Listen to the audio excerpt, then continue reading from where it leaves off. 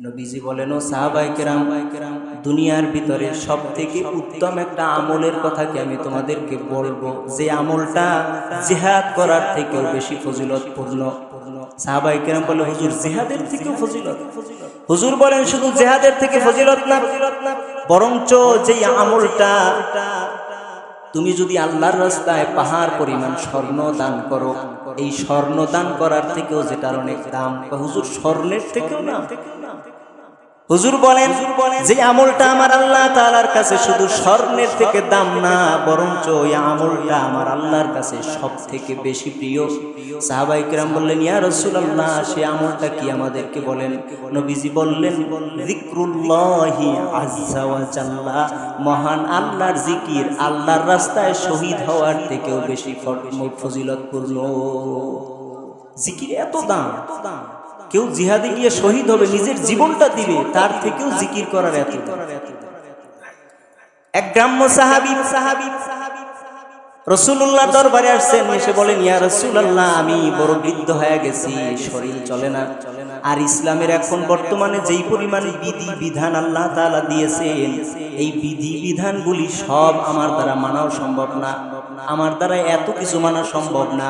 সহজে একটা আমলের কথা বলেন, যে আমলটা করব আল্লাহ জান্নাত দিবে। সুবহানাল্লাহ বলেন। বুঝেন নাই? মানে ইসলামে তো এখন ইবাদতের অভাব নাই। হুজুর, এত ইবাদত আমার দ্বারা সম্ভব না, আমারে সংক্ষেপে দেন, আমি সংক্ষেপে জান্নাতে যেতে চাই। সুবহানাল্লাহ। হুজুর, খুব সংক্ষেপে কিছু একটা ইবাদত বইলা দেন, যে একটা আমল করলেই আমি জান্নাতি। হুজুর বলেন, তুমি সংক্ষেপ আমল চাও?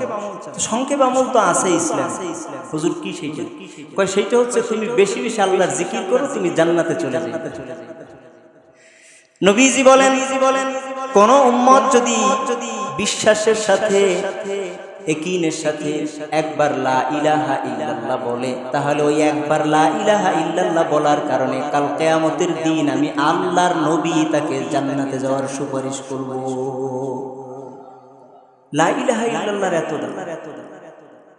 হাদিসের ভিতরে আছেন, মুসা আলাইহিস সালাতু ওয়াস সালাম আল্লাহ তাআলার কাছে আরজি পেশ করলেন, দয়ার আল্লাহ, আপনি আমার সাথে কথা বলেন, যেহেতু মুসার সাথে আল্লাহ সবথেকে বেশি কথা বলেছেন, আর যার সাথে যার কথা বেশি হয় তার জন্য একটু মায়াটাও বেশি থাকে, এটা স্বাভাবিক।